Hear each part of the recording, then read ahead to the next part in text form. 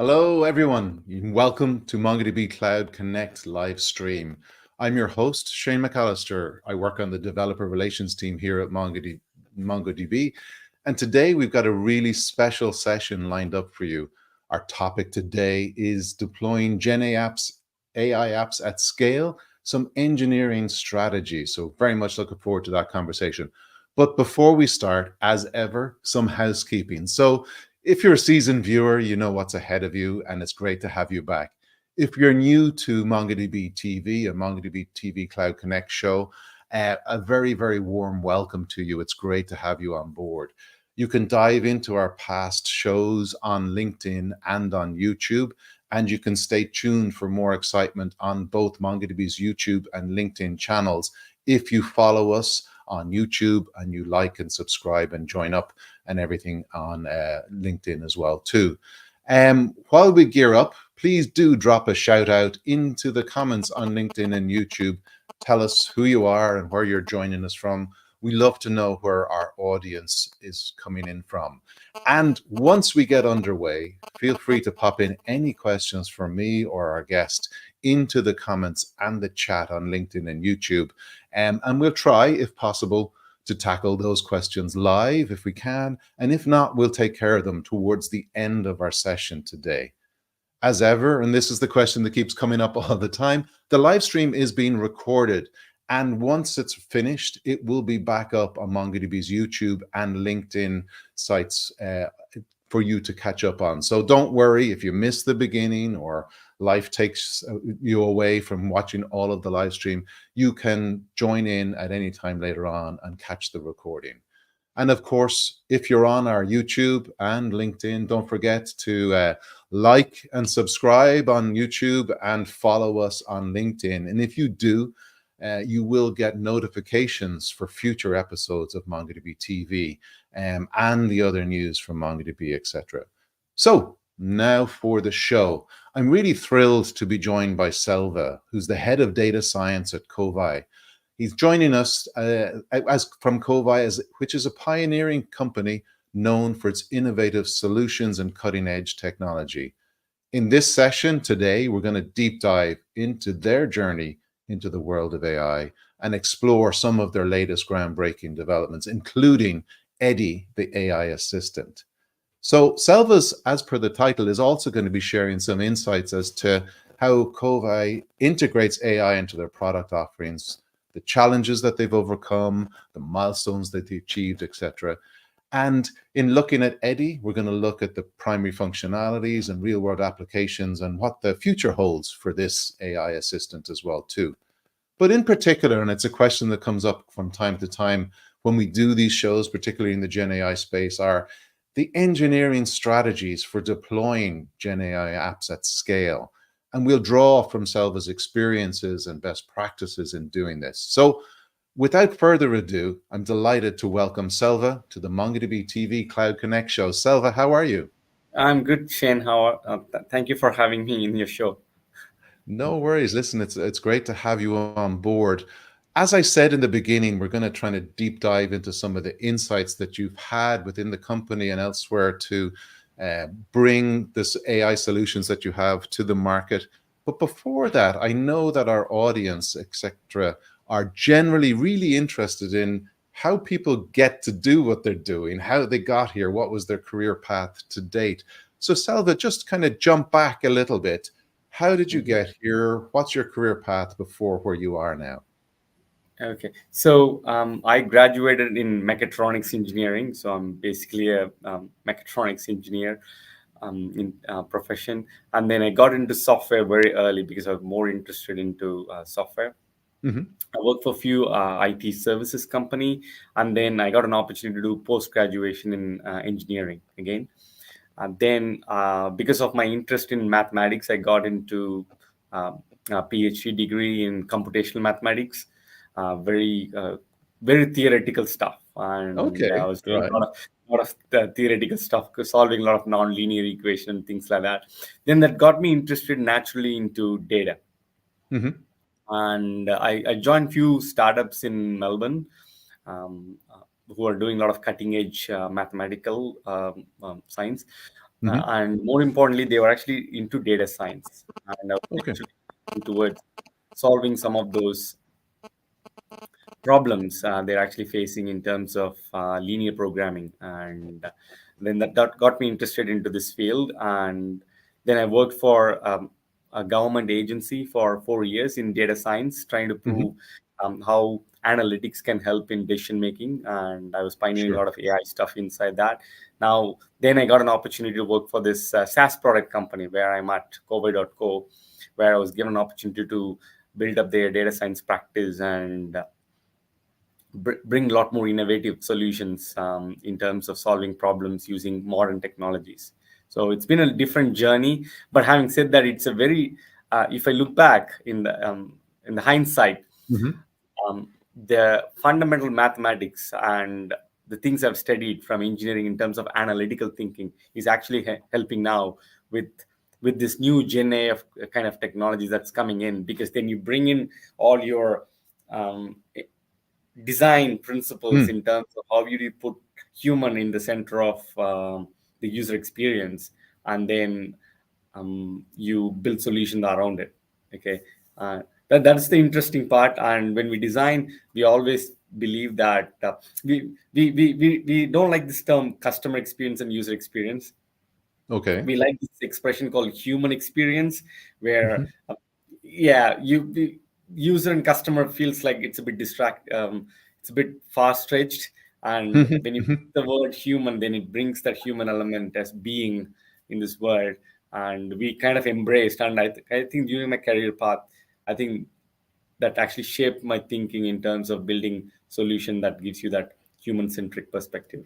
Yeah. Okay. It's interesting. We should dive down the human part quickly because we're going to be talking about AI, which people generally say is detracting from the human part or replacing the humans, etc. We will get there. Yeah. Did you complete the PhD or did you get sidetracked?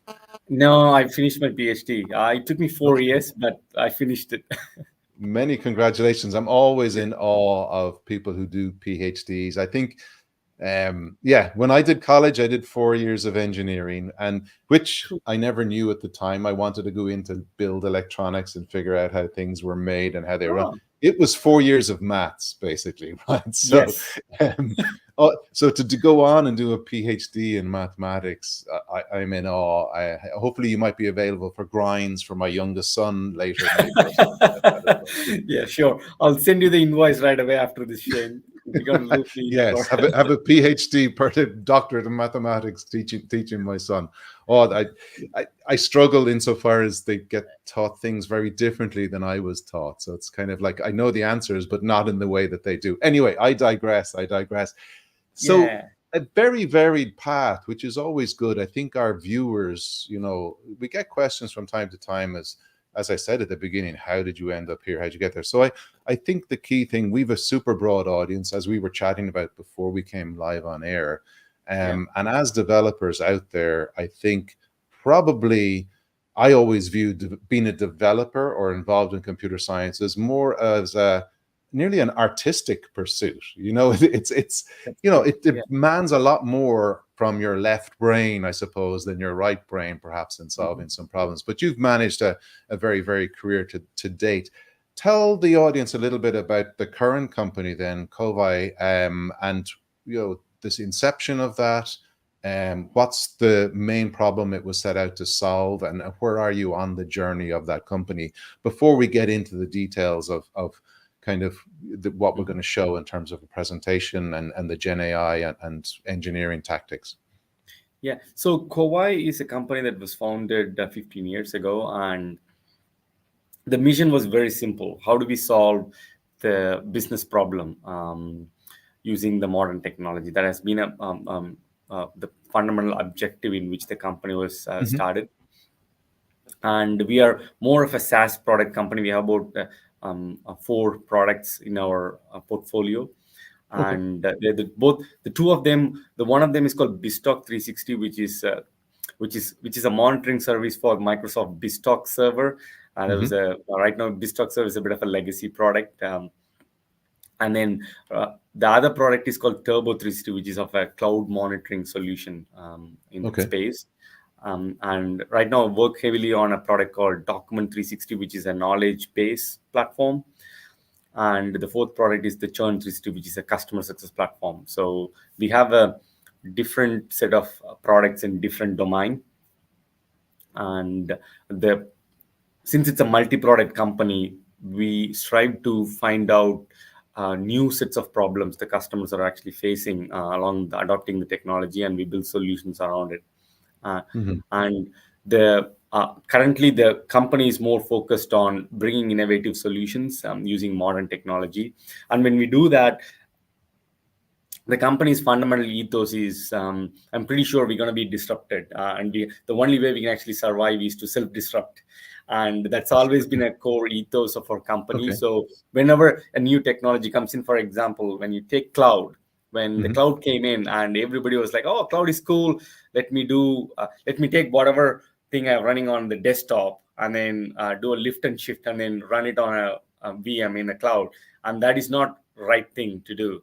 Okay, Mm-hmm. we have to natively engineering solutions in the cloud, which is cloud native. And when we did that, we did that exercise. Some of our products, we Hmm. kind of become cloud native. And with this new technology that's coming in AI, what we did was we don't want to have is an add-on attached to like to a product. What we really want to do is give this true GenAI native experience Okay. where Okay. they get the wow factor. So that's the kind of journey, and that's exactly where I joined in few years ago. Where how do we take the company into a GenAI native or AI native kind of a Hmm. journey? And Okay. and so far it's been great, and we were able to put features and engineer a lot of things in a couple of products, and the third product is in pipeline at the moment. But we are striving hard to get into those kind of um, journey where integrating, not just integrating, how do you make this AI experience in the product more ubiquitous. Hmm. Hmm. So that's where we are actually heading towards. Yeah. Okay, and I know we're going to dive into that in a bit, but just as head of data science, what's the day-to-days like for you then, Selva? How, I suppose most people are looking to you for direction. Most people are looking to you for, what way should the company be going in, particularly in this AI space that we all occupy now. What's that like for you? What's kind of keeps you occupied the most as head of data science for Kovai? Yeah. So look, if you so mostly I work on a strategic space. So there's a Hmm. lot of business strategy and AI strategy I'm become part of, and there's a lot of strategic initiatives I oversee. And in terms of day-to-day operations, it's a combination of um, um, meetings, strategic meetings in terms of taking decisions and things like that. But having said that, our team is a little bit lean and small, so Hmm. I get to work on some lot of tactical stuff as well. So I Okay. get to take part in the Scrum ceremonies, and then involved in a lot of POCs and demos in terms of what kind of solutions we built. And then we also Hmm. excuse me, we also trying to make some decisions in terms of the right architecture for scaling some Right. applications and things like that. So a lot more tactical stuff with this engineering folks. And that's when I get my hands dirty in terms of feeling the vibe of a developer again, even though you're Good. in a bit of a Good. strategic role. And then you get to play with some of the cool technologies out there. And then sometimes it amazes me that some of the stuff that you can imagine, and they already built it because the Hmm. technology is there, and which is pretty cool with some of the developer tools we've got as well. So that's Good. how the day looks like. And what's actually keeping me interesting in this Gen AI space is in terms of the new regulations that's coming in terms of Mm. the Gen AI. Given that you probably know that Microsoft launched a co-pilot a few days ago. Now they're actually rolled back for privacy concerns. So these are some interesting things, and I'm really looking at how do we navigate this kind of trajectory in terms of the technology adoption. And I work closely with the customer success team here in terms of how Hmm. do we bring in that a fundamental change management to the technology layer, where we actually help people adopt technology in a faster pace. because there's a lot of legacy, not the legacy kind of software, but more in terms of the people who are used to a lot of legacy tools. How do we bring them Yes. to the new world, where for the younger generation it is ubiquitous and they can adopt it faster, but for the older generation it's a bit tricky. And then that's when I spend most of the time in terms of building that change management layer, where it's not about just releasing a bunch of GenAI features into the product. It's more about how do we enable those people to change and then adopt the technology so that they can do their work much better. Okay, Mhm, mhm. they see a lot of productivity gains, especially with some of the GenAI technology we put into the product. Yeah. Yeah, I think that's one of the things, again, a common theme in a lot of the streams we've done in terms of the questions we get in is, how do you see AI affecting developers' jobs, etc. I think, and I'd side with you on this, Selva, I think it makes more people more productive. And I think that you don't, I think, I don't know whose slogan it is or where I saw it in the presentation, but it's, you don't need to be worried about AI taking your job, but you do need to be worried about the person using AI Yeah. taking your job, because they're going to Absolutely. be have higher performance and more throughput as well too, because it helps an awful lot. Going Yeah. back to some of the things that you said as head of data science, it's great that they allow you to get your hands dirty and keep your hands in the job, that you're not locked away in an ivory tower to be Correct. consulted from time to time, which is That's right. brilliant.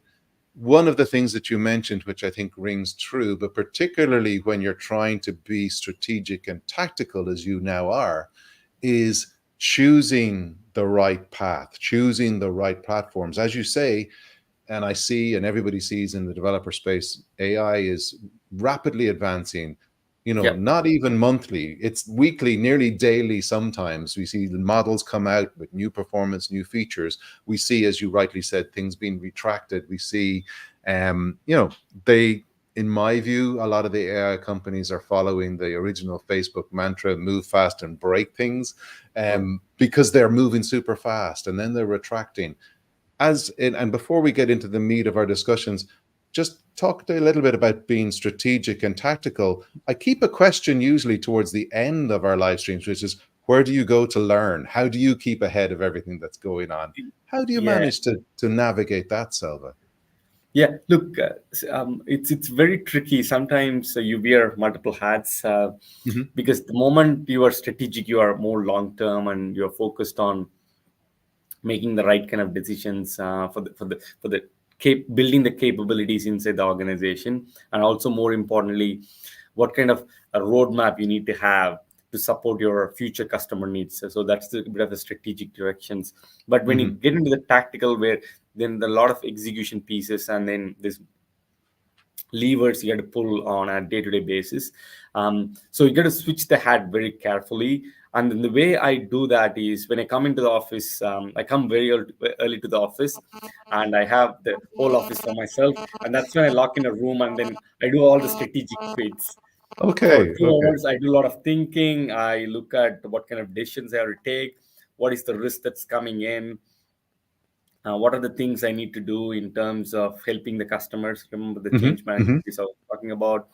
What are the things I need to focus for the day? So that's usually the first few hours of the day, and then I go into a lot of meetings where there's a lot of POCs that comes on for the demo or the showcase, and then there are a lot of things in terms of from the product managers. It's waiting for my review for uh, um, user experience, the UX design, and things like that. So I give the feedback. Then I also get to work with a lot of developers who actually show me some cool piece of code they Hmm. actually optimized. Then I get to understand. Oh, okay. So when we shipped, it was not performing well, but you optimized over time, and then that's usually how I manage the tactical bit and the operational bit. But sometimes it's a bit tricky. Sometimes Hmm. you lose the strategic picture, then you dive into the tactical bit. But again, this routine helps me in terms of managing some kind of a control. I can switch my Hmm. brain in the strategic and also in the tactical bit on a day-to-day basis. So yeah. Excellent. So I love that secret. Get into the office 2 hours before the disruptions arrive into the office, who are going to take up all of your time. Yeah. I Yeah, love look, that yeah, one. Yeah, look, in terms of keeping track of the technology, I think you made a point, Shane, that there's so many moving parts in Gen A, especially Mm, mm, the technology is moving so fast. It's very hard to keep up. There are days where I've listened to. I'll give you my secret sauce in a minute, but the way the technology is moving is so they'll release a new framework or a new piece of API or new approach to doing things, and then we try to build that. Okay, all right, cool. We mhm. have a problem, and then this could be the Okay. solution, and somebody done that, and we take the solution. The very next day, there's a new approach coming in.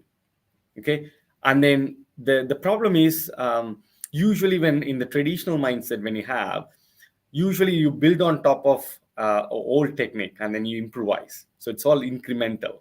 So Mhm, what mhm. actually happens in the Gen AI space is you take one approach and then the next day something comes out which is exactly 180-degree opposite, which means you can't reuse the one that you already had. Yeah. You got to throw it away. It's just a Mm, waste of your effort and time, but there's a learning. But that's mhm. exactly what's happening, and that's exactly where we feel like there's an excitement every single day. The Sure, excitement never sure. dies, and we also find sometimes this excitement also got leads to developer fatigue. What Mhm, mhm. you're telling us to try this approach to solve a problem, and the next day you're flipping and solving, giving us some other approach. So it's a bit of a tricky thing to manage the team in that perspective. Developers are But usually very drawn to the shiny, shiny new stuff, though, right? So there is, I understand the context switching leads to a lot of developer fatigue. So that's if true. you've thrown all of your learnings into one solution and then you realize I got to throw all of that out and start again tomorrow, I appreciate that. Yeah, I Yeah, can see yeah. how So that that's would a bit of cause a a problem. That's right. Chin. So that's a bit of a like from our experience, that's how the field is moving so fast. In terms of the secret sauce, how do I keep up? So every single day I listen to when I was traveling in the car, I listen to at least 2 hours of podcast. Hmm, hmm.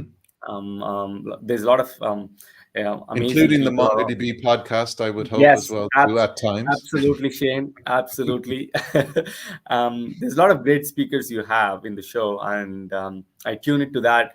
And then every day is always a new thing, Yeah. and you get the understanding of where the technology is shaping. So you know there is a capabilities out there, and when you see a problem in what the customers are actually facing, then you know, oh, this technology can come and solve that problem, and then you bring it in. That's exactly Hmm, how it helps. And some of the POCs we do, they're innovative in nature. They are some hmm. of our unique selling proposition in terms of GenAI capabilities, because that's how we innovate. Even though the customer never asked for it, we Yes. actually go to the extra mile and show them, like this is something we built. Do you want to do a test ride, and then they give some feedback, and then they improvise. So that's usually the trajectory we take, Okay, using those. which is interesting from that perspective, because usually in the software development world or the software consultancy world, people are used to having a scope and delivering on that scope. And there's very few companies that go that extra mile, as you say, and go, we added something here that we think you like, go test it out. So I love that approach. I know Yeah, we wanted to talk in the broader scale of deploying GenAI apps at scale. First of mhm. all, just for the few that have joined us on we're out of comments anyway so far, welcome all from Uganda and Colombia and other places too. Please keep telling us where you're joining from, and keep any of your questions, drop them into the channel, either the comments on LinkedIn or YouTube as you go along. So Selva, I know we're going to go through some slides and a Yeah, bit of show and tell as well too. So let me throw that one up. We can probably yeah, dispense with the first one. They know who you are by now and how you got here. So I'd yeah, love to, we work our way through this. And as I said to our viewers, please throw any questions and comments in the side. yeah. Cool. So, look, before I dive in, I just want to give out a bit of a motivation on Hmm, why Gen AI. Okay, so this is pertaining to one of the product we have. It's called Document 360, which is a knowledge-based platform. So you can think of knowledge Document 360 as more of a platform where we give tools to all our customers where they can actually create a software documentation, product documentation. Even, for example, MongoDB docs. It could be on one of the platform where that can be exposed to the world. Okay. And what we actually found out was the with the advent of um, ChatGPT and Gemini, what's actually happening is sorry, I'm hearing a lot of some disturbances. Oh, I don't hear anything this side. Yeah, all right. So okay, It's sorry. not coming through Yeah, anyway here. So yeah, hopefully it's local. yeah. So the technology is shifting in terms of how people search for knowledge. Okay, it used to be the Google search where you type in a bunch of keywords, you get a list of responses, you click through. But these days, thanks to Twitter 144 character limits, people lost attention span. They can't read more than 140 characters. And thanks to Reels and Yeah. Instagram, where people can't watch more than 30 seconds videos. Okay, so the I'm technology. I'm with you as the father of three teenage-ish kids.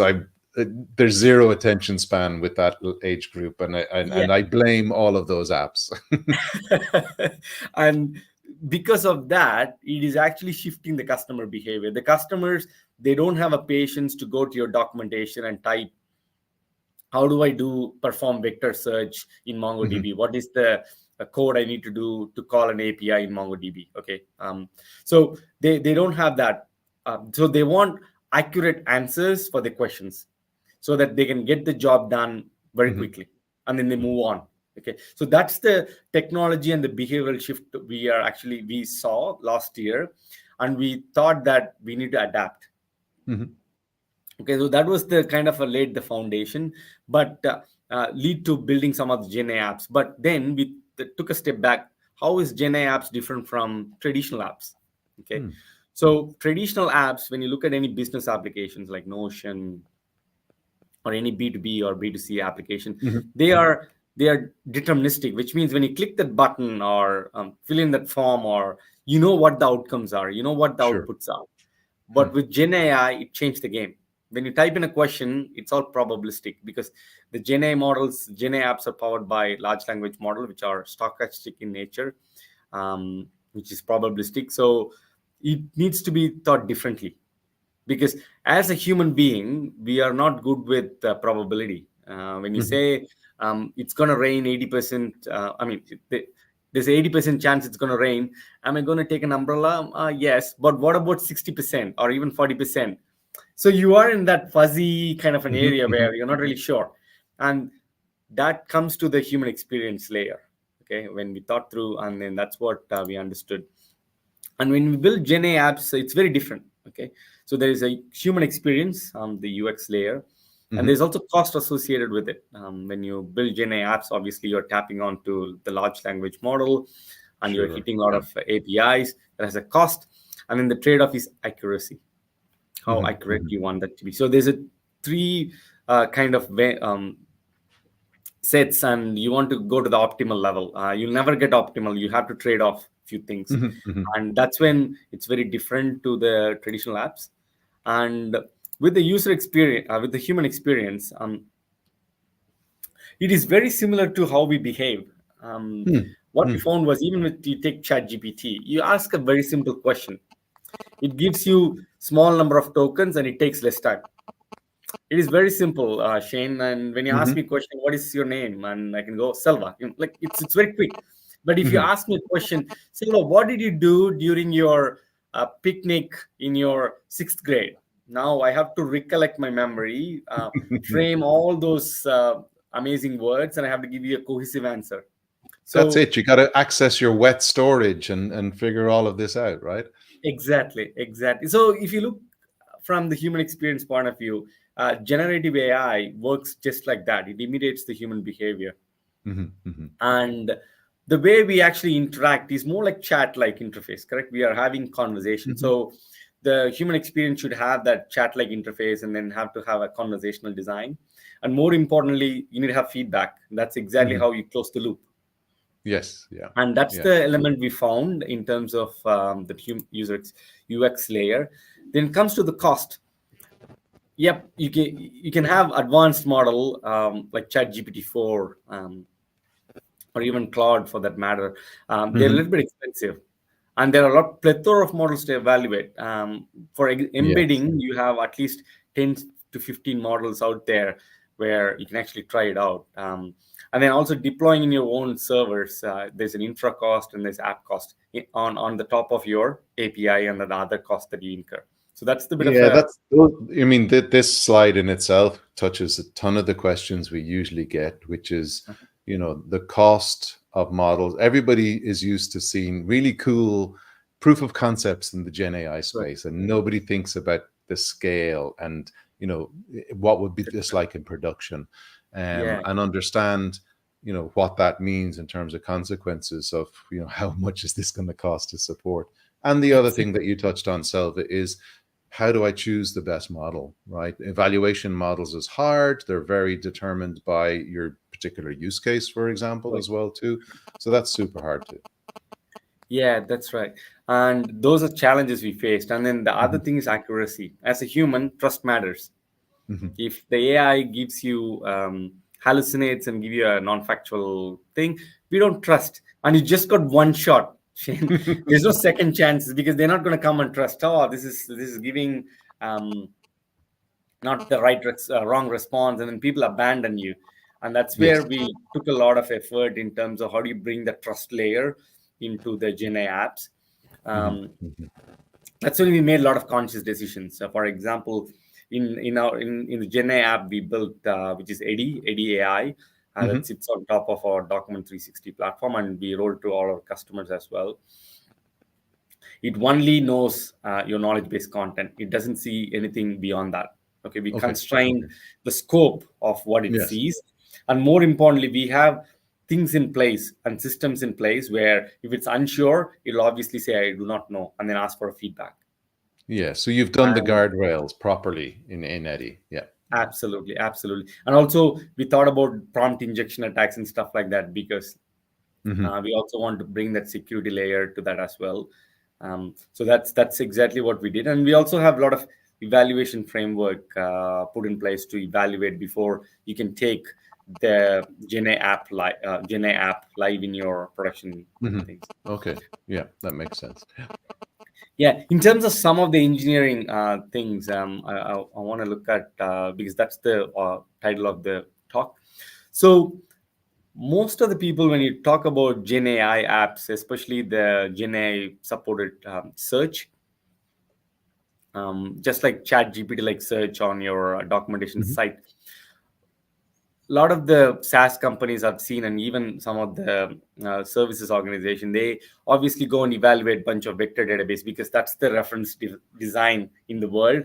It was put by A16Z, and they say, Hmm. oh, these are a bunch of vector databases you have to have. And we did that. We also, during the initial stage, again, this was April last year, Okay. um, we evaluated a lot of vector databases, the one that's in the market, and we faced some of the challenges.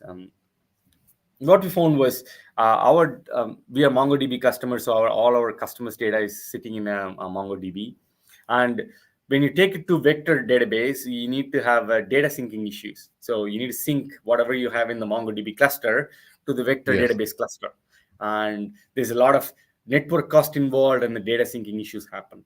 Okay, that is the first challenge we faced, and the second biggest challenge is all our role-based access control are done in MongoDB. When you take the Hmm. data and put it on another database, who is going to do the RBAC, the access control? Again, there's an admin overhead on the top. And Hmm. the Hmm. third most important is the CRUD operations. So if you have it in MongoDB, it's easy to perform CRUD operations, but in the vector database, you got to again replicate that. These are the admin overhead we saw. Hmm. Hmm. And Yeah. that's exactly when Okay. MongoDB came in and said, you know what? We also they rolled out that was in the preview mode during the time April Hmm. May time, and we are the first one to get an access to the preview mode, and then MongoDB helped us to get access to some of the resources in terms of architecting the solution. And Excellent. um, I'm delighted to hear that. So you got in super early with vector super search then. early, exactly, and I think we took it live in June last year, June or Oh, July. wow. That's very And quick. We guess what? announced in June, right? That's right. That's right. And the problem was during the time there was a piece in your documentation says, "Do not take it live. This is in a preview mode." But we did. Well, that goes back to our move fast and break things conversation we had earlier. Obviously, you're following that same mantra, Selva. Absolutely, absolutely. Sure. Look, the conversation we had with the technical team in MongoDB was we are actually giving a lot of feature requests. Mhm, mhm, We put in request for having storing different type of embedding as part of the chunks. So mhm, we want to store two embeddings for one of the text chunks, which wasn't there. I think right now we rolled out very recently. And then the array objects, the indexing, mm, I don't think it was there. And now you released it 3 months ago. Some of the things that we started is taking shape right now, but we were so early to that. And then during the time, because these were the challenges we faced with the vector database, now we stick with MongoDB because we want to maintain the data integrity and then making sure these are all happening. And the best thing about MongoDB was it was actually implementing this vector search using KNN and ANN, which is exactly what we wanted, which is mhm, very mhm. similar to what the vector database offer anyway. And we supported all the similarity metrics. We wanted the cosine similarity and also Euclidean distance. It came out of the box. So you don't have to write algorithms to implement in the database. It came out of the box. And even though it was in the preview mode, what we found was a robust performance. I'll give you some benchmark metrics Sure. Yeah. in the end of the slide, but it was giving excellent performance. The other aspect we used was this CRUD operation. Whenever in the knowledge base you update an article, obviously the CRUD operation has to have place in the MongoDB. So Mhm. we use database triggers. Yes. We didn't do any fundamental logic. We take that application layer logic and then push to the data layer where MongoDB is there, and it can do a lot more efficiently at scale. And it is a tested kind of feature out of MongoDB out of the box, and that worked very well for us. So any kind of article update, if you update an Mhm. article or delete an article, if you add content to the article, yeah, we replace the embedding through database triggers. And Yeah. then we love the It's super dollar. efficient in terms of how it manages that, and it's again kind of one of the reasons why, look, a lot of databases are vector databases these days, but MongoDB as a general purpose operational database means that we can do these things because we store, for those of you that don't know, and I put up a link a little bit earlier about MongoDB vector search, is that your operational data, your embeddings, your vectors are stored alongside that in the same document. So it's super performant. There's no round trips, etc. And the triggers, as you say, allow you to observe data changes and then create new embeddings as and when they're needed. Yeah, that was very useful during the time. And then I usually advise against choosing a vector database unless your NoSQL vendor is not offering any kind of vector search part of that. And I always advocate for the native application. I fundamentally believe that at some point in time, this vector search will be part of the database vendor itself. It can't be a specialized function. They'll bring it in, they'll observe. And that's Mhm. exactly where the trend is going as well. Yes. Yeah. Um, so that was one of our learning. And then we did that part of the database design when we did that. So it's all taken into account. And this is a bit of a high level architecture we have. Um, Okay. in terms of how we build the whole application. So there's a search UI layer, which I will talk about. It actually evolved, and it comes to our app, the UI app. I mean, and then there's and then that's where it gets triaged. So this app is the one that triggers Azure Function app, where we do the embedding part and then pushing it to the MongoDB to undertake the vector search and then get the results out, and then it construct the response and give back to the UI. I think it's a very similar RAG kind of a framework. We're not deviating anything from that, but Mhm. that's what it is. What really makes the very unique about this is the engineering strategy we took. We run a Python app in Azure Function. The Okay. reason why we do that is it is stateless, Mhm. and it's cost us nothing, to be honest, in terms of when it runs for only few milliseconds, and that's what you have to pay Azure for. And at scale, we don't have to worry about any kind of scaling and stuff like that Hmm. because it's elastic, and we don't have to manage any servers and stuff like that. All we do is we deploy using DevOps pipeline, and then it just builds and it just runs. And it also gives us the flexibility to change that app in runtime. Because this Python app is Hmm. managed by the not by the engineering team, but by the data science team. So right now Okay. we have the Okay. flexibility and agility to change the app whenever Hmm. we need to push updates. So we're not Hmm. relying on engineering team to change their code base and then do a big build and then push to the production. We're a little bit we want that agility, so that's how we built it. Okay. Okay. In terms of some That of the makes a things, lot of sense. Yeah. Yeah. yeah, and we love the database triggers. And again, when we this was one of the things that engineers proposed when we said, oh, let's just choose MongoDB. And we said this is how the embeddings work. We are actually Hmm. explaining, uh, you take the chunk, you do the chunking bit, and then you send it to the embedding model, and you get the embeddings and you store it. And then the question was like, okay, what happens during the CRUD operations in the article? And we're actually writing an application logic, but that's when the engineers jump in. You know what? There's a native database trigger that can actually do that. And it's like, oh, brilliant! So we brought it Hmm. into the engineering design thing. And the other aspect was we also found out when we pushed the GenAI app Eddy live, there's a lot of Hmm. common questions coming in, which you don't need to hit the database and do an LLM True. call. Yeah. Yeah. We need to cache it, which was a very simple solution. And then we understood that and then started caching a lot of this responses. So some of Which the goes time, back to addressing, the cost, as you say earlier, one of those pieces there. If you're building an app such as what you have in Eddy and the questions are very similar, as you rightly said, cache it. You know those answers, right? Because you're getting the same questions. So a really good choice. yeah. And the other aspect is in terms of when you do RAG, one of the common question we faced was this: how do you choose the right chunk size and the number of chunks? Hmm. Hmm. There isn't a silver bullet, and we dive into that rabbit hole for a while. I think we spent close to a month in understanding how do we optimize, what are the heuristics we can actually collect, and what are the things we need to ask our customers where we can Hmm. actually Hmm. choose the optimal chunk size and the number of chunks for their own deployment. And after a month we came back and we found a solution for that, okay, which was the proprietary IP we have at the moment. Okay. In terms of the way it actually works, just giving you a bit of a high level idea, is Hmm.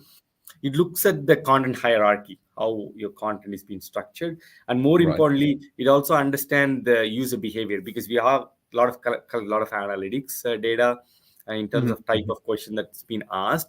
Then based on that, we choose the right chunk size and the number of chunks. Okay. Okay, Okay. to give an a real-time example, let's say if you go to MongoDB docs and you find out that a lot of the time people are actually coming in and typing what questions, like what is vector search, what is Hmm. knn, what is database triggers and stuff like that, which means people are not interested in more of a tutorial or information kind of a question.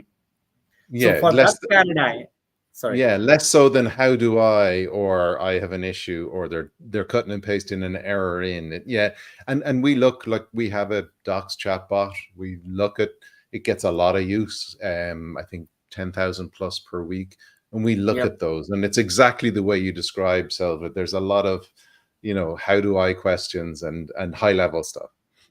Yeah, and based on that, we chunk. Hmm.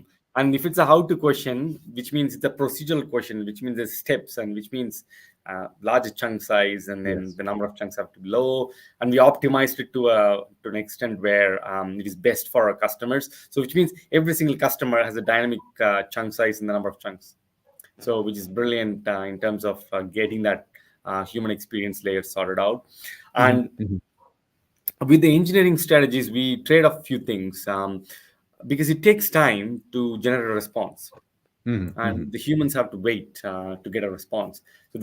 So we need to keep them engaged. How do we do that? And then also bring in the trust factor. So that was one of the uh, Okay. design problem we throw to all our design team.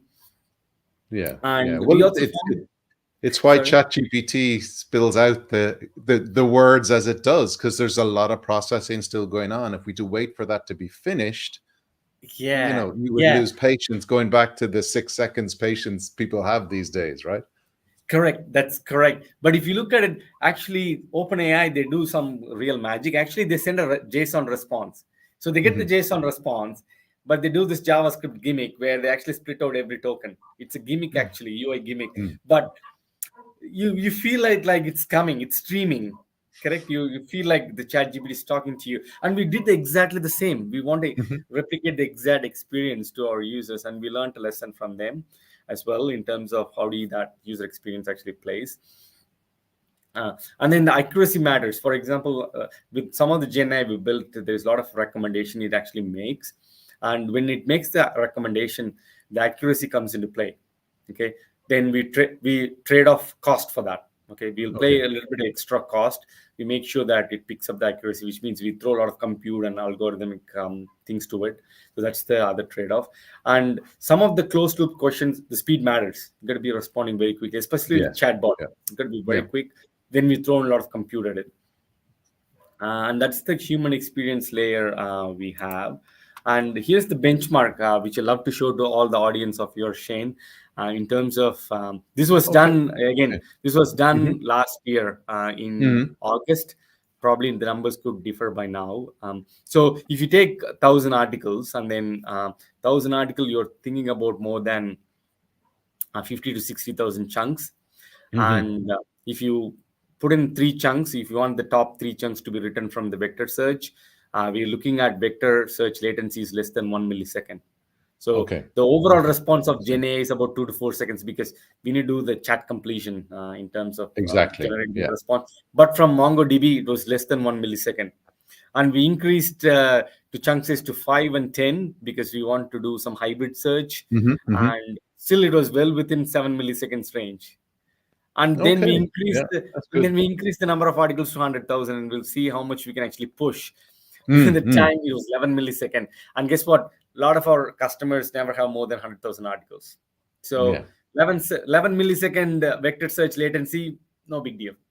No big deal So at all. No, it's great to yeah, see, going from, 10x the number of articles, you're adding, just maybe 20% extra latency. latency. Yeah, that was brilliant. And um, again, this varies. All these questions are tested on some of the complex queries. It's not simple questions. So Hmm. we Hmm. hit the vector search a little bit hard. And again, during the preview mode, it fantastically came out, and we were pretty happy with the benchmarks, and that's what exactly made us to continue. Um, Brilliant. Yeah. yeah. Look, I'll take a pause, and then I'll just show you the UI so you get a bit of an idea Yeah, that how would be great to have a look at Eddy. Yes. Yeah. yeah. Let me share my screen now. Okay.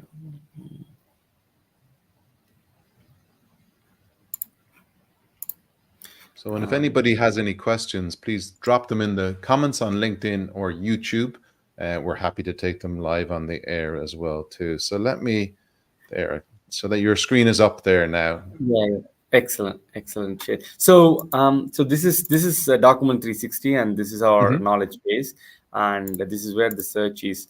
And right now, so when you type search, this is SSO. When I type, this is the pretty much the lexical search, and Hmm. what we have is Ask Eddy, which is the Gen AI bot. I see. If I say what is I love the document octopus, the octopus, yeah, android, the that's so octopus with the single eye. Yeah.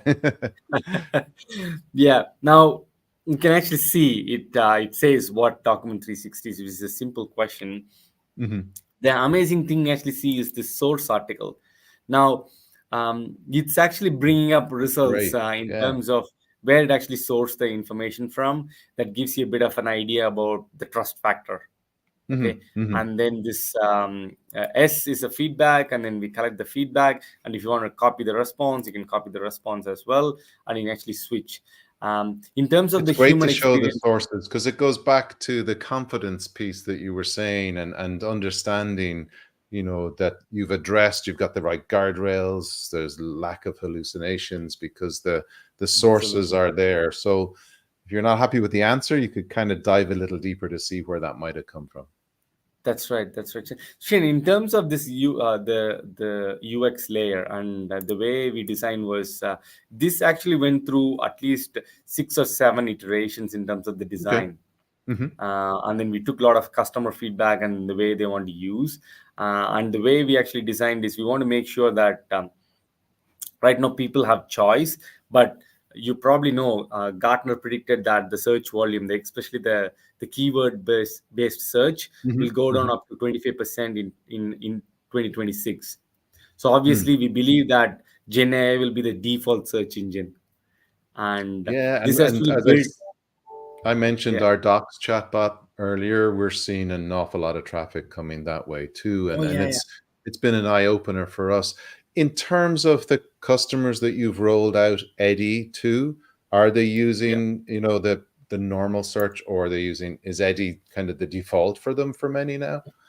Yeah. So one of the customer we rolled out, they saw 60% traffic taken away by AD from the lexical search in the first month of their rollout, and Okay. it continues to hover around between 50 to 50% right now. So which means there's already a change adoption happening from the customer side. Hmm. Hmm. And the most important thing about this thing, Shane, is again for your own MongoDB chatbot, what actually matters is the you type in the question, correct, and then Hmm. you get the intent of the audience, which is a different paradigm. Let's say I go Hmm. into Google and then type SSO. Google has no idea to figure out what I want. Is Selva interested in knowing what is SSO or how to configure SSO in MongoDB, or is there some other issue that I am facing? But if you go Yeah. into a chatbot or a Gen AI, you ask a specific question, you are actually showing your intent. Hmm. And if you have that information in your backend as an analytics, you can actually work out what kind of information that my audience are looking for. Hmm. Hmm. I think And it's interesting because we've not come full circle at all yet, but for those of us that are used to searching and keywords, and you go to Google or your chosen search engine, other search engines exist, and you drop in a couple of, maybe it's not a sentence, right, but a couple of words that you're searching against. I always, and I talked to somebody, a colleague, a friend of mine, a while about yeah. this ago. It's like, I always used to enjoy watching my mother try to search Google because she was incredibly polite, and she would Uh-huh. ask the full sentence, and it might have a please and a thank you as well too. And Oh we've yeah. nearly come full circle because that's the best way you're going to get a performance out of some of the AI, is if you're not looking for a word anymore. We're looking for the Correct. meaning, as you say, Selva, right? Yeah, yeah, yeah. That's right. And then that analytics actually help you to understand if the Gen AI response saying I do not know, and then you log it in Mm, analytics. Now you exactly know what kind of knowledge gaps exist in your documentation, and you can actually mm. produce documentation to fix it. Yes, yeah, the Um, feedback yeah. loop is very good. That thumbs up, thumbs down, when you've rolled out this is really important. So you said earlier, obviously, you saw clients with 60% reduction in the normal kind of keyword search and stuff. Um, and what sets, I suppose, Eddy apart maybe from some of the other Gen AI chatbots tools that are out there in the space at the moment? Not to get disparaging towards any of your competitors, but Yeah. what's your secret sauce for Eddy, do you think? So in terms of the unique selling proposition, what we have is it is a very extensive search. So it can answer from tables, code snippets. It can bring code Hmm. snippets. So some of the notes that you put in terms of some call outs and stuff like Hmm. that inside Hmm. the documentation, you can also pick up that. It can also give nuances. And more importantly, what we also done with Gen AI search was we also give clues to the technical writers who are actually authoring the content in terms of how do you write for this Gen AI. Hmm. Hmm. So we'll give you tips on how do you refactor the Okay. content in terms of how do you write. So that is one of the unique selling proposition of Eddy, Ask Eddy AI. And the other aspect, it comes with this powerful analytics. So we Hmm. take all the questions and the prompts, and we tell Okay. you the actionable insights. For Yeah. example, if AD is giving you a response where there's a lot of thumbs down, Mm-hmm. Is it Mm-hmm. because the content is wrong, or is it because you have written a piece of information written on somewhere, and Eddy is able to find out, you know what, you said something here, but in the other article that you have, you Sure. exactly flipped, and Okay. Eddy is not able to answer it correctly with a lot more confidence, and Eddy can actually do that with that. So that was one of the powerful feature. Mm-hmm. Right now, we are also thinking about bringing in this business vocabulary Okay. into the Eddy Okay. search. For example, in MongoDB, I'm pretty sure you have some licensing plan, and you might have some kind of a user license. Okay, Mm-hmm. and somebody comes and types, what is the pricing plan in MongoDB, and it gives you a list of things. But what if somebody comes and say, in their world, they only know about something called client license? Okay. Okay. By the way, there's no client license in MongoDB concept. You only have user license. Mm-hmm. Somebody types, how many client license do you support in standard pricing plan of MongoDB? And your chatbot, Eddy as a chatbot knows, by the way, they're actually confusing this client license with user license. Even though they're Okay. semantically similar, they have different meanings. Okay. So there's a little bit of almost domain specific knowledge creeping in there Correct. as well too. Correct. Understood. Using Understood. your knowledge base, we mine your business vocabulary and build a list of glossary terms, which can be Mm-hmm. reviewed, vetted, and then published. And we use that and actually populate in the AD and says, when somebody comes and say stakeholder license or client license, AD might be intelligently do in the chatbot, do you mean user license? Okay. And then it Okay. produces a response. So it's actually correcting the people at the same time, it's also educating the user at the end of Yes. the day. Yeah.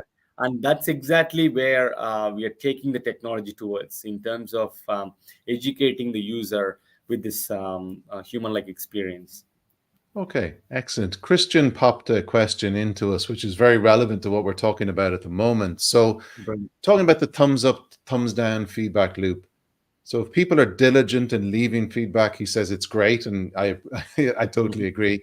What do you Yep. do if people are just leave because of frustration? Is there anything for implicit feedback or non-complete maybe of a task or something like that in that space? And thank you, Yeah. Christian, for the question. And anyone else with questions, this is the time to throw them in there. Let's get discussing. Yeah, that's a brilliant question, Christian. Um, so there's two aspects to it. First, let me address the frustration part. If people leave, because at the moment AD is stateless and we're building the Mhm. chatbot, which will be rolled out in next month. And what we're also trying to build into the application layer logic is that when people abandon, we have to find out, okay, whether Yeah. whether AD actually produced a response where it is actually comparable in nature and they Mhm. actually bounce off, or Eddy produced the incorrect response or the bouncing off. We also run evaluation once Eddy produced a response, and we store Okay. it in analytics. And that's the feedback we are actually giving to all our customers internally. And the other aspect is, in terms of the feedback, when they give a thumbs down and they can actually leave a bunch of feedback, Mhm. Mhm. is this answer is not factual? Mm. Is this answer has a lot of problems in the source content? So they can actually thumbs down and give the feedback, and we Okay. actually take it to a feedback manager where some technical writers can review that, and they can also correct AD's response if they has to produce a wrong response based on the trustworthy content. And that's when we Right. retrain the model and then deploy it on the go. And those are the some techniques we actually have in place to um, address Okay. those issues Okay. in terms of the having that feedback loop. Yeah. Yeah, it's a great question, Christian. What, in terms, would you know even, Selva, what percentage of people are leaving feedback, thumbs up or thumbs down, regardless? Is it a high percentage or is it very, very small It's a in very terms of, small percentage, okay, Shane. In fact, it's less than 1%. And okay. that is in line with what we have in terms of the knowledge base article feedback anyway. So if you look Hmm. at Hmm. some of our, even for MongoDB docs, how many people give feedback on all the articles you've written? Very less than 1%, and which is acceptable, because you have to assume that when people are not giving feedback, there's you have to assume that they already got what they want. If they Hmm. don't, Hmm. obviously they'll leave the feedback. Okay, that's Yes. again the assumption. And the fundamental framework we are actually working on is, what is the ROI? What is the Hmm. value proposition for this? So we are working on a framework where we want to address that in Okay. terms of helping our customers get the ROI from this GenAI powered search. At the same time, we also want to give a lot of value proposition to our customers, end users, because they are the Mm-hmm. ones who are using the chatbot on their documentation. So we're looking at how do we empower them in ensuring that they get the right response, and more importantly, there is always a human in the loop kind of a conversation. Again, yeah. So if you look at it, a chat GP, a Gen AI or a chatbot is an interface between your documentation and your human, Hmm. Okay. and we need to empower. It's like telling the Gen AI, how do you correct the, as a teacher, how do I correct the Gen AI agent who's actually interface between the audience? I'm no longer in touch with the audience. There's a layer in between. That's the Yes, Gen yes, AI layer. yes. And all as a customer, all you got to do is empower this Gen AI agent to be a lot more responsive, trustworthy, have that human centric approach, and that's exactly where we are actually driving towards. We believe that that's the way the future is going, because I don't think in the future, I fundamentally believe in the future, we will not be reading any documentation. I'm pretty sure IKEA will not send you a piece of manual how to put together a cupboard. I don't think so. Yeah. Okay. As you said earlier, I think we're already not reading documentation, but it's certainly going to become a dying habit. And I think, the features and everything else you've described within Eddy obviously are going to make sure that the right information is surfacing up. That, you talked about Exactly. ROI, which is great there. Is there anything you talked about, adding some domain specific knowledge? You talked about building in the ROI things so companies understand how this is helping. Is there any other future enhancements coming down the line for Eddy that you can talk about? Yeah, yeah, absolutely, Shane. So right now, Eddy is stateless, which means it just you give a question and then gives a response. We Hmm. are moving towards the chatbot in Okay. making empower Eddy with a lot of conversational design aspect. Okay. So that is one piece we are actually looking at, and then more importantly, how do we use this chatbot as a mean to produce a good in-app experience? Hmm. Hmm. Okay, so the AD will be part of a product inside the product, and then it will be contextual in nature. I'll give you a best example. Let's say um, you are in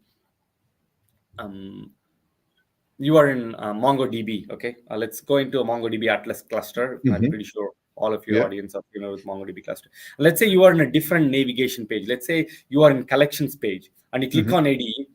AD is contextually aware that you are in collections, and some of the question will be related to collections. It already Okay. knows that, and Okay. the moment you know that, probably can populate some of the recently asked question, or if there is any issues with some of the collections and stuff like that, it can proactively pump out the information, so you don't have to type. It's already there. It knows, it tells you, and then you Okay. type it in. It's a more seamless experience where the your documentation disappears in ether, and all you see is AD. Yeah, yeah. No, that And makes a ton of sense. So there's a context awareness that you're going to bring to it, which for any of us who've used the older type chatbots on any customer service portal, you totally understand that they don't have any context. They ask you the same stupid questions all the time, right? Regardless of yeah, what page you are on. So that's right. That's context right. aware in this case makes an awful lot of sense. That's an interesting pathway. Yeah, and look, we are powering again with the vector search. Mhm, Everything mhm. underneath that, it's powered by vector search, and we're using a lot of this the RAG framework, and more importantly, the vector addition, subtraction, multiplication, averaging. It's a very simple mathematics to run, and then you make recommendation engines, and these are all powered. The context aware is all a lot more intelligence to it, and that's exactly um, the MongoDB technology piece come in as well. Mhm. And the other piece of technology we are looking at is in terms of, yep, sure, this chatbot can actually answer your question, but then the next paradigm is, how do we tell the content producers, how do you write it for this chatbot? Mm, It's a mm. different kind of mindset, because I'll tell you, Shane, because when you write for something, you always have a customer persona in mind. I'm writing it for product managers, I'm writing it for developers. So if you look at API documentation, I don't think any common user can actually figure it out, because it's all in technical jargons and a lot Mm, of mm. terminologies, APIs, get post and SSO, and then all this encryption keys. It's very No, technical in because nature. you expect it's a 300-400 level developer that's looking at that if they're looking at API documentation, definitely. But so in that context, I hear where you're going with this. Gen AI doesn't know the fundamentals behind that then as well too, right? No, you don't have to write for a user persona. The user Yeah, persona is taken care of by GenAI. Now I yeah. can actually go to GenAI and say, imagine you are, I am a 4-year-old kid. Can you explain encryption to me? Hmm, Okay, and hmm, then yeah, the yada yada, whatever content you have, it actually gives you out. And hmm, then hmm. so that's exactly the mind shift you need to have when you produce the content, produce a lot of new knowledge, especially for software documentation. And that's exactly where taking this chatbot to, with all the intent kind of questions coming into the chatbot, with all the content you have, we are going to tell the content producers what to write and how to write it. Hold Okay, on. that, that, Are that you that's back? going to be the more that's going to be the most Am I empowering frozen? thing with it. Yeah, Shane, yeah, you're in. I'm in. You went on me and I went on you, I think. Is it? So All right. we are let's hope even it's then. okay for our viewers. I do apologize for that glitch. I don't know where it appeared from, Okay, but hopefully you didn't miss too much. So you were talking about essentially the personas when it comes to correct, more technical content. correct. Yeah, yeah. That's the future forward, and I'm pretty sure at some point in time it'll be ubiquitous. At the moment, um, we really want to have that GenAI native application where you don't feel like it's an add-on or a Hmm, kind of an attachment. It is ubiquitous. It is there for you. And then moving forward, what we're actually looking at is sure, we are a documentation provider, hmm, okay, hmm, and we have an Eddy which can actually answer your question. So the next step is, let's say you are in the product and then you're typing, how do I configure SSO? And then AD hmm. actually answers step one, go settings and do and these things. Obviously, you need the next evolution is, all right, so you already have the list of instruction, you already know what to do. Why can't you just do it? Right? I love it. Yeah, yeah, Yeah, so that's exactly the LLM agents come in, and then yes. after the end of all this instruction we have given you, there's a nice little button called action it, and you click on it, and it takes the instruction already given, executes it seamlessly as an agent, and that's how you get things done. Yeah. So I'm pretty sure, yeah, I'm acutely aware of kind of we are, and as many people say, at the very beginnings of what Gen AI can do. For me, the most exciting area from a developer's perspective is the agent space, to being able to oh yeah, go back to what we said at the very beginning about AI helping people to be more productive. So from an agent space, we're either taking away the mundane or the drudgery work, yep, or and in that I'm not saying anything against that type of work, but for example, you're building an application, you're figuring out how to do it, you go to the usual Stack Overflow or wherever you go to get your insights, but you find the example is in Python, but you're a correct, you're a Java developer. Well, yeah, hold on, get my agents to flip all of that across. Now I know you don't necessarily need an agent, but maybe you're streaming a few things together, a few different, so you find a bit of Python code, you find something else in Rust, etc. Hey, yeah, I want to build this, but I need it all built in Node.js. Off you correct, go. yeah. I think agents is a incredibly powerful space that we're going. So, but I loved what you did there. So you've gone from Eddy asking the questions to Eddy knowing the steps to basically telling Eddy, please do that for me, right? Oh, absolutely, absolutely. And there's a human element in the loop. I mean, you see all this magic happening. You Mm, can think about, very basic step. It's robotic process automation in steroids. mm, Eddie mhm. doing all the work. Whenever there's a input from the human, it pauses and asks you, and then you give the input, and it executes in front of your eyes. Um, and then obviously, if there's something happen, and happen through APIs under the hood. Obviously, it will do that. And then that's exactly where we actually taking into. And even if you look at it, Shane, can this whole documentation can be exposed as an agent? Hmm. Okay, Hmm. we discover new knowledge, and you call this agent. That's exactly where your tribal knowledge gets stored and processed and accessed. Can the whole product be an LLM agent altogether? I think that's a fundamentally different concept, and I believe that the future is going to be exciting for things to happen. Yeah. Well, I think on that point, it's probably a really sweet point in order to kind of try and wrap up what we've gone through today. Essentially, Selva, like we started off with your amazing career path to date, including a PhD in mathematics. I'm still in awe. Well done. Okay. Um, and the path that got you to Kovai at the moment, and kind of how, it has four core products, but AI has been sprinkled over most of them, or is being sprinkled over a lot of them. And obviously then now Eddy, the assistant that's sitting on the top of Document 360. I think it's been an amazing path. You gave me some links to share, which for our viewers give them more insights. So if you go to kovai.co and into the blog, you can see the article all about the introduction of Eddy. So bringing up to date what you've been speaking about there as well too. And am I correct? Is there a video there as well too on that blog, I believe as well?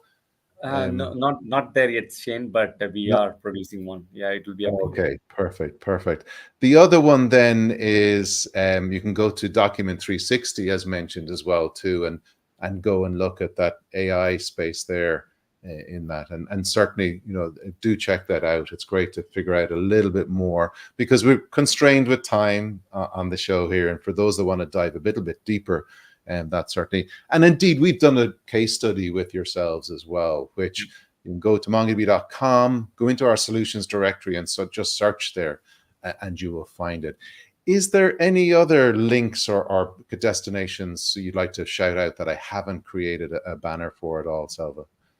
No, no, Shane. I think you covered everything. Okay, okay.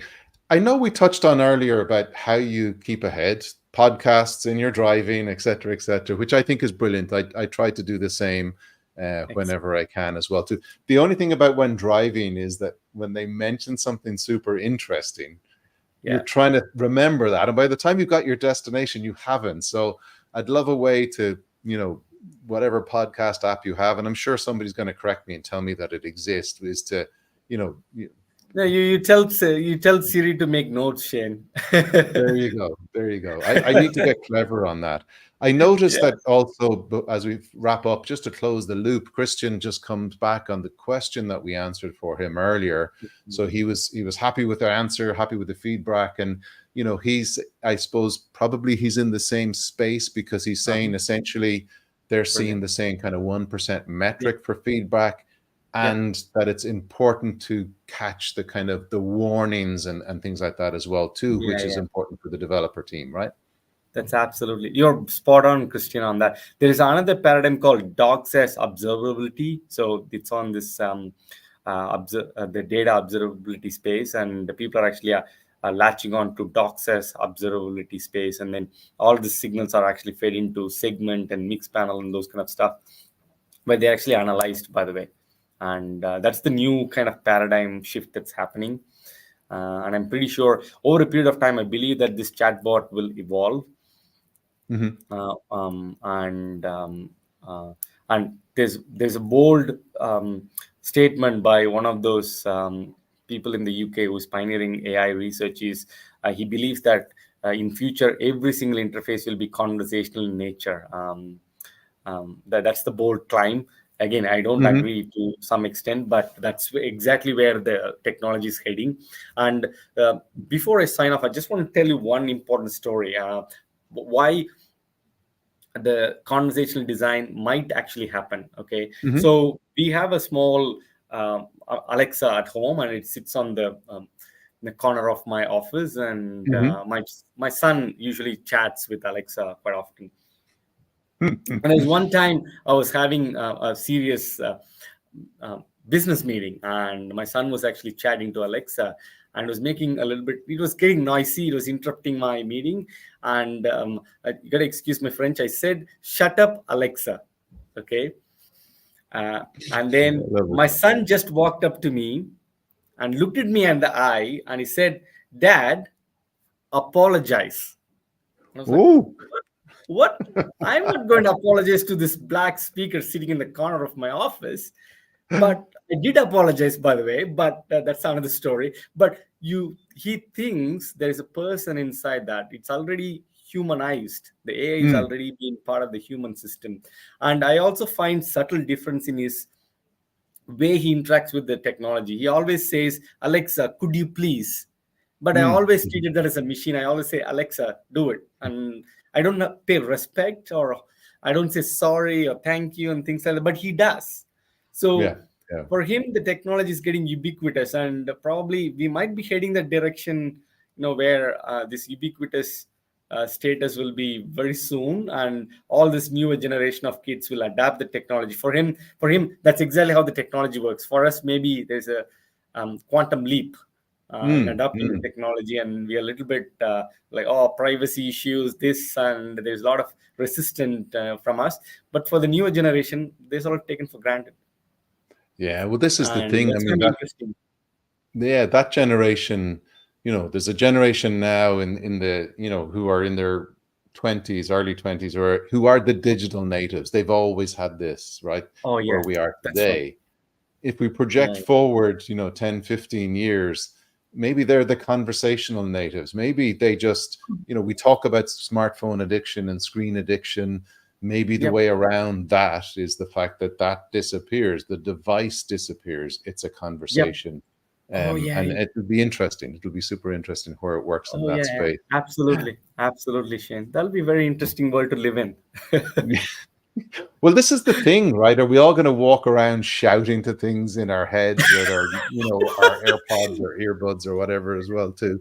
Yeah, So yeah. who knows? Who knows? But one thing for certain is that I think I don't think, as many people might say, I'm very optimistic about the Gen AI space. Oh, I'm very optimistic of what it'll do for us. I'm not necessarily pessimistic about what it will take away. As you say, we won't read manuals anymore. We'll ask a chat cool. AI assistant about the details that we need. Who needs to get that 50-page manual with their new washing machine, right? Oh yeah, You know, absolutely. how does this work, right? Yep, Um, so yep. that's the way we're going, and we see it in the document heavy industries, insurance, healthcare, those are, Yeah. of course, this is going that way, but I think it'll trickle down across all industries as well, too. And it's great to see all the advances that Kovai are doing. And I'd love to see the progress. And I think I need to check back in with you in another number of months' time to see Oh what yeah, else, absolutely. what else you've Yeah, gone yeah, and done. But for today, absolutely. Selva, this has been a fascinating conversation, and I thank you for all of your insights and what you shared with us. Thank you for our viewers who joined us as well too on both YouTube and LinkedIn. Thank you for the questions. I added those links in the comments section for YouTube and LinkedIn for those that want to follow through to the Document 360 site and the Kovai blog, as well as the MongoDB case study that we did jointly with Kovai as well too. Any parting words, Selva? Just want to say thank you so much for having me, Shane, and I really appreciate what you're actually doing with MongoDB TV, and then spreading the knowledge to all the technical community out there. I'll also like to thank MongoDB for giving me this opportunity. Thank you so much. No worries. Listen, it's been an absolute pleasure to have you on board, Selva. I hope our viewers thought likewise as well too. Thank you for all the comments to our viewers. Thank you for joining in. As ever, we stream every Thursday on Cloud Connect. It will be swapping to Tuesdays in June, so be careful. It'll no longer be Thursdays. I've moved days, but that's great. But thank you, everybody, for joining in. Do remember YouTube, LinkedIn, like, subscribe, follow, the usual stuff. And we look forward to catching you all at a future episode. Thank you very much for joining. Take care. Thank you.